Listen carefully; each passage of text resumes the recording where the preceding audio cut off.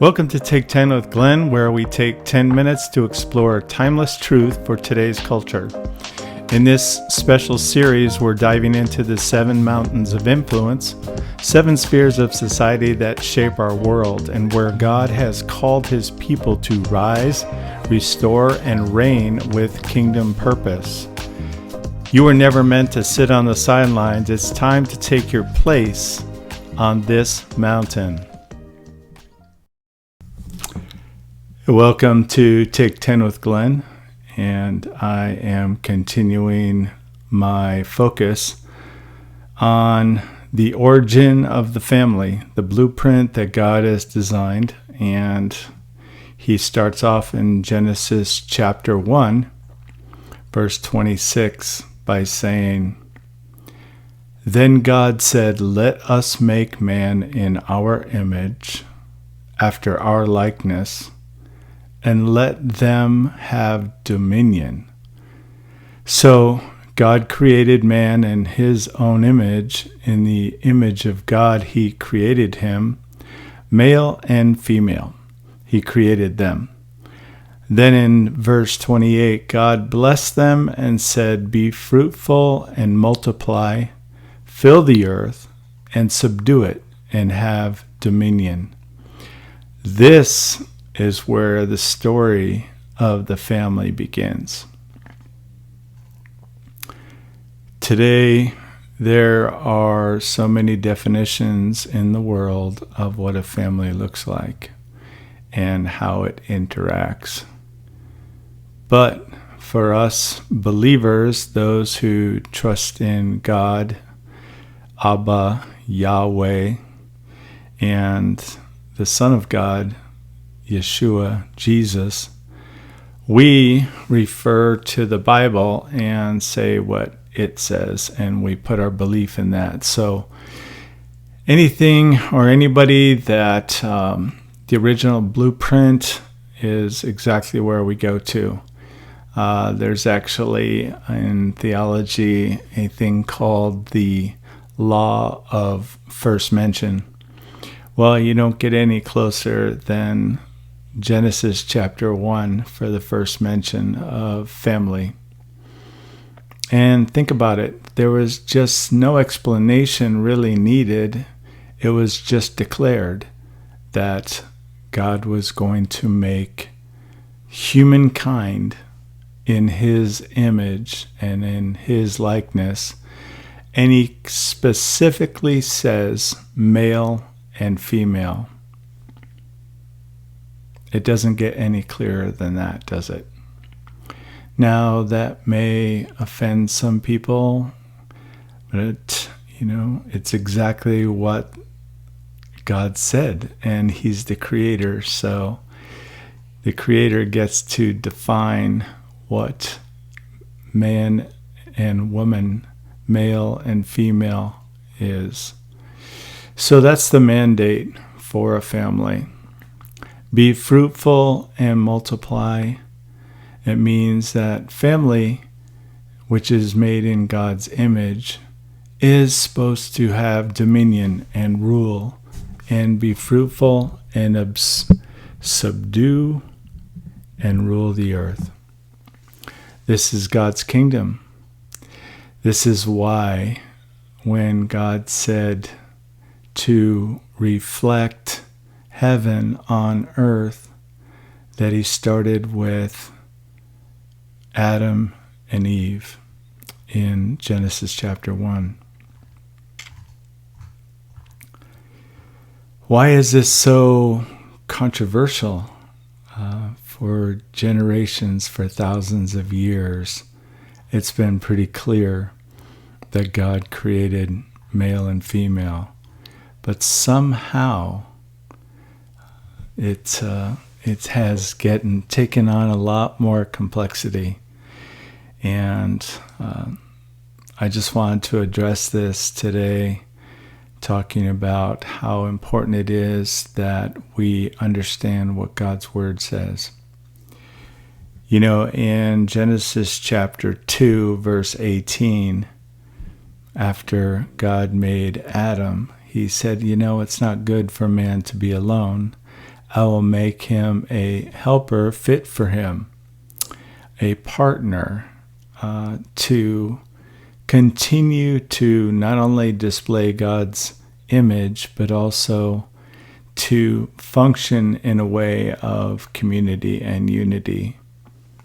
God made woman out of Adam, and he recognized that right away, that he said, bone of my bones and flesh of my flesh. And that's exactly what marriage is all about, being one flesh. Male and female together for God's purposes. And there's so many examples in the Bible, whether it's relatives or spouses or, I think of Moses and Miriam, Deborah and Barak. I think of Ruth and how her line went right to David and went on to the Messiah. Esther's partnership with Mordecai, and obviously when we think about a relationship like that, we can't help but think of Proverbs 18 and Proverbs 31. Proverbs 18:22 says, he who finds a wife finds a good thing and obtains favor from the Lord.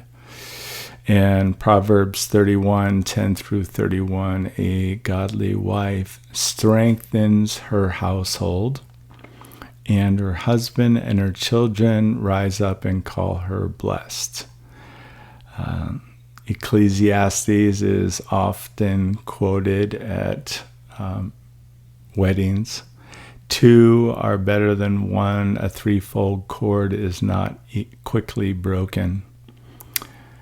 And we see throughout the Gospels too, Acts, Romans, Philippians, there's a constant revelation from Genesis to Revelation that God has designed male and female, husband, wife, as the core of any relationship, any family.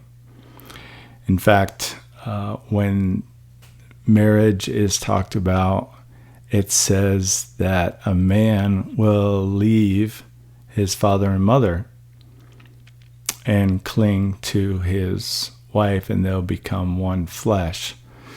It's just totally understood that male and female, father and mother, give birth to a son, a daughter.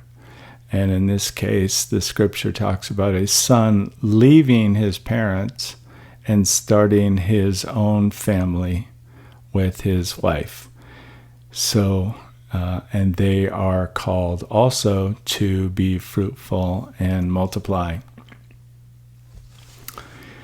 So, what do you think about all this? I'm just laying out the origins, and this is exactly what God was talking about.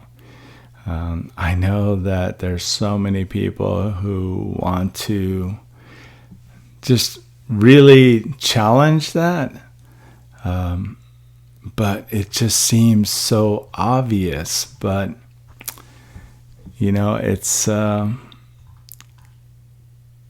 interesting that even in my lifetime, where a long time ago, where it was women's liberation really took hold in the 70s, and there was the pushback. And why do you think that is? I have my guesses. I don't know for sure, but I think there was a male dominance that was still prevalent, and the women were feeling somehow under a male-dominated society under their thumb, and they were trying to push back and get more equality. It certainly is true, since at the beginning of last century that women didn't even have the right to vote, which seems really odd to me, but that's what was going on. And so definitely Jesus elevated the role of women in his ministry. And throughout the Bible, it shows how valuable women are in strengthening and displaying the image of God and the likeness of God. So that's just some of my thoughts for this 10-minute segment. I'll dig into a few more scriptures and we'll go through this. But I just want to invite you to examine yourself, see what you think, what your beliefs are, and what's displayed in your family, and how it, whether it reflects God's manifested design, his blueprint for us, male and female. And if it isn't, why doesn't it? And if it does, let it shine, so that the world can see the original design and blueprint for male and female, for his image and his likeness. All right. God bless you, and I'll talk to you soon.